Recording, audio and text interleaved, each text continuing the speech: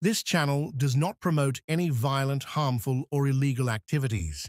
All content provided by this channel is meant for an educational purpose only.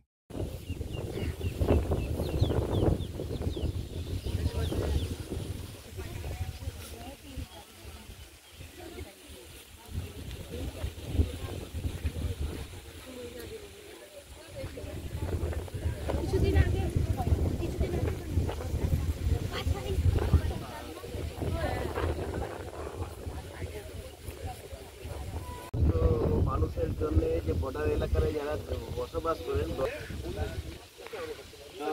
যেভাবে মানে কেন্দ্র সরকার কাজ করতে চাইছে সেখানে আমাদের রাজ্য সরকার তিনি জায়গা দিতে পারছে না বলে আমরা ওই ফিনিশিংটা করতে পারছি না। এই যে সমস্যা রয়েছে তার জন্য আপনারা জানেন যে বিভিন্ন রকম এখানে আজকে ইঞ্জিনিয়ারগুলো মাধ্যম করছে এরকম খোলাখুলি আছে, বাংলাদেশে আছে। নদীর মধ্যে আমরা যেটা কোনো জিনিস লাগাচ্ছি বাংলাদেশের মেশিন কিংবা ধান আমাদের এই পার আছে। এই যে 10-12 দিন হলো আগে বিঘাখানি ধান কেটে নিয়ে চলে গেলো।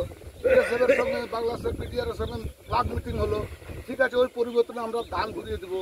সে ধানও ঘুরে আসলো না।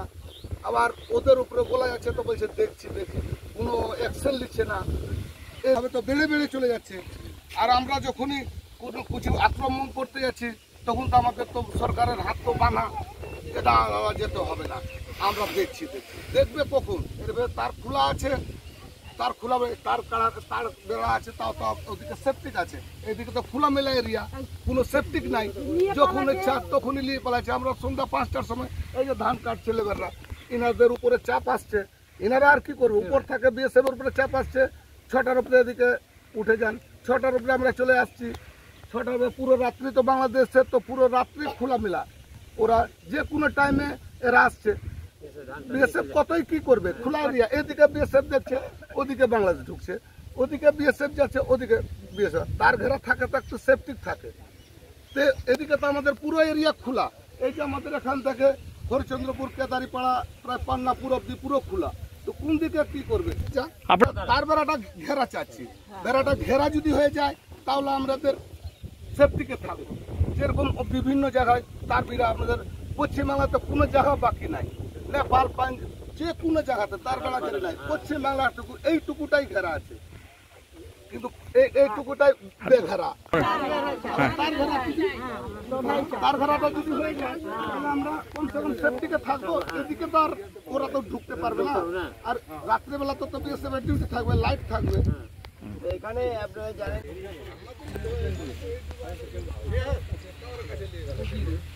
আপনারা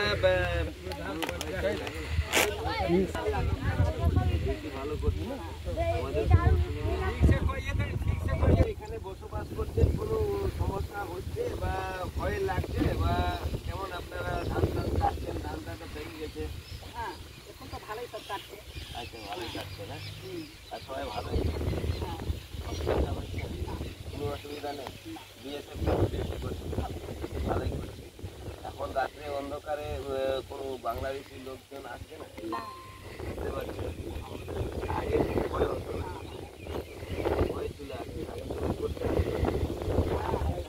যায় এটার সমস্যা। যদি বাংলাদেশে যদি কেটে নিয়ে চলে যায় তো আমরা কিছু করতে পারবো। টাইমের মতন ওরা সারা গেট খুলবে, আমাদেরকে যদি 9টায় 10টায় একটা টাইম দিয়ে গেট খুলবে। আর তার আগে যদি বাংলাদেশে ধান কেটে নিয়ে চলে যায়, আমাদের সমস্যা আছে যে এই যে আমাদের বর্ডার 0 পয়েন্টে আছে, আমাদের জমি জায়গা সম্পূর্ণ বিএসএফ আমাদের নাগালে। কিন্তু আমাদের যে বাংলাদেশে যে রাত্রেবেলায় এসে ধান পাতান কেটে নিয়ে চলে যাচ্ছে বা কাটা ধান নিয়ে চলে যাচ্ছে, আমরা ইমিডিয়েটলি চাইছি সরকারের কাছে যে আমাদের ফিনিশিং তার বেড়াটা জরুরি হওয়া দরকার। এই তার বেড়াটা হয়ে যেতে গেলে আমাদের সমস্যার সমাধান হয়ে যাবে। এবং যেদিকে তার বেড়া আমাদের হয়ে আছে সেদিকে কোনো সমস্যা নাই। আমাদের যে খোলা এরিয়াটা, সেই খোলা এরিয়াটাতে আমাদের সমস্যা দাঁড়িয়ে রয়েছে। বাকি আমাদের সমস্যা আদান প্রদানের কোনো অসুবিধা নেই, যাতায়াতের কোনো অসুবিধা নেই। আমাদের বিএসএফরাও ডিউটি যত সাধ্য চেষ্টা করছে, ভালোই করছে, কিন্তু ভালোই করে ডিউটি, যত সাধ্য ওরা ভালো ডিউটি করে। কিন্তু বাংলাদেশ বর্ডার তো আমাদের নাগালে। ওরা এসে রাত্রেবেলা এসে যে অন্যায়টা করে গেছে, কদিন আগে যে ধানটা নিয়ে গেল, আমরা যদি এর বিনিময়ে অপোজিটে বাংলাদেশের সঙ্গে এই ঝামেলাটা করি একটা লড়াইয়ের সৃষ্টি হবে। কিন্তু আমরা চাইছি না যে ওদের সঙ্গে হোক, কিন্তু আমরা বিএসএফের কাছে আর্জি রেখেছি যে আমাদের ফ্ল্যাগ মিটিং করে আমাদের ধানটা ব্যাক দেওয়া হোক, না হলে আমরা আমাদের নিজের কাটা ধান উঠিয়ে নিয়ে গেছে তারা না, একবার ফ্ল্যাগ মিটিং হয়েছে তাতে আমরা কিছু পাই নাই। এবার আজকেও কালকে কোম্পানি কন্ডারের সঙ্গে কথা হয়েছে, ওই ব্যাটালিয়ান আমাদের ব্যাটালিয়ান নয়, ওটা ইটাঘাটি ব্যাটালিয়ানে আছে, কত ব্যাটালিয়ান সেটার নাম জানি না, কিন্তু ওই অফিসার আশ্বাস দিয়েছেন আমাদেরকে যে আমরা ওই ধান আদায় করে দেব। সাধারণ কৃষক মানুষ ট্রাইবেলের ধান নিয়ে গেছে তারা, কোনো কাজ হচ্ছে না। জমি এখন আমাদের যে জমি অ্যাকোয়ার হবে, অ্যাকোয়ার হয়নি এখন উপস্থিত, কিন্তু আমাদের অ্যাকোয়ার না হওয়া পর আগেই তারা পিলার গেড়ে চলে গেছে, অলরেডি সার্ভে হয়ে গেছে, আবার সার্ভে হবে, ওরা আশ্বাস দিচ্ছে, কিন্তু এখন পর্যন্ত কোনো কাজ হয় নাই। দেখাশোনা করে গেছে। আমরা চাই আমাদের ন্যায্য মূল্যে পয়সা চাই। হ্যাঁ, কাঁটা তাড়ে বেড়া অবশ্যই চাই, ইমিডিয়েটলি যত তাড়াতাড়ি হয় তত তাড়াতাড়ি আমাদের দরকার। ভয় ভয়ে থাকতে হয়, কখন কোন দিক দিয়ে কি হয়। হ্যাঁ হ্যাঁ হ্যাঁ, শুনেছি আমরা, সেই মোবাইলে দেখেওছি। হ্যাঁ, যে ওরা বর্ডারে গেছিল কাজের জন্য, তারা টেনে নিয়ে গেছে হ্যাঁ কৃষককে।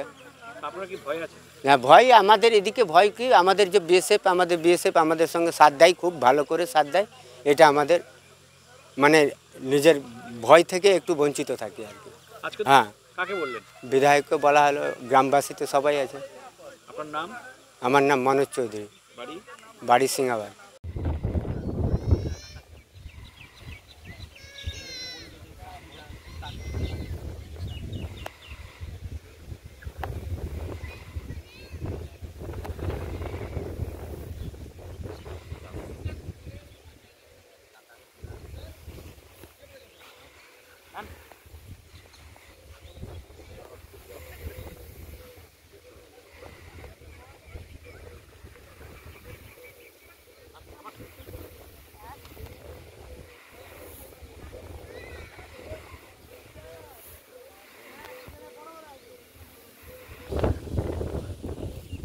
দেখুন, আমি সকাল থেকে যখন বিএসএফের যেখানে যেখানে আছে ক্যাম্প সেখানে যাচ্ছি। প্রথমে আমি সোনঘাটে গিয়েছিলাম। সোনঘাটে আমাদের যে মিটিং হয়েছে, যে আপনারা দেখেছেন যে যেটা আমাদের যে পেহেলগাঁওয়ে, জম্মু কাশ্মীরের পেহেলগাঁওয়ে যে 22শে এপ্রিলে যে ঘটনাটা ঘটেছিল, ওই কেন্দ্র করে তারপরে যে আমাদের যে কেন্দ্র বাহিনী যারা রয়েছেন জওয়ানরা, তারা যেভাবে পাকিস্তান উপরে যেভাবে জঙ্গিদের উপরে হামলা চালিয়ে জঙ্গিদেরকে খতম করে, তাদেরকে স্বাগতম জানাবার জন্যে আমরা বিভিন্ন জায়গায় যাচ্ছি। আমিও আসছি বর্ডারের মানুষের কাছে, তাদের কীরকম আছে, কীরকম থাকি, কীরকম দিন যাপন করছেন, তার জন্যে এখানে আমি এই তিলাসন, যাকে বলে অনুরাধাপুর ক্যাম্প, এই যোধকুবিরে এখন আছি আমি।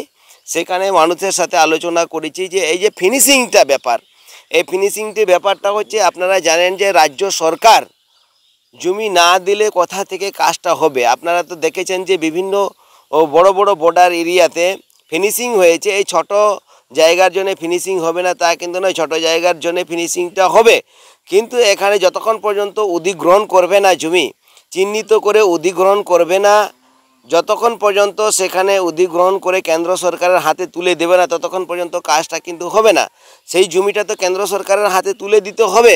কোথাও ক্যাম্প হোক, কোথাও আপনার সেই জমি হোক, সেই জায়গাটা দিলে তার ঘেরাটা চিহ্নিত করা হবে। আমি চাইব যে রাজ্য সরকারকে বলবো জমি দিতে, এখানকার মানুষের অসুবিধা যেন না হয়। যারা অসুবিধা হচ্ছে, যেখানে 12 ব্যাটালিয়ন এখানে আছি, সেখানে 88 ব্যাটালিয়নে সেখানে ধানটা কেটেছে, সেখানে বিডিআরের সাথে মিটিং বসে সেখানে আলোচনা হয়েছে।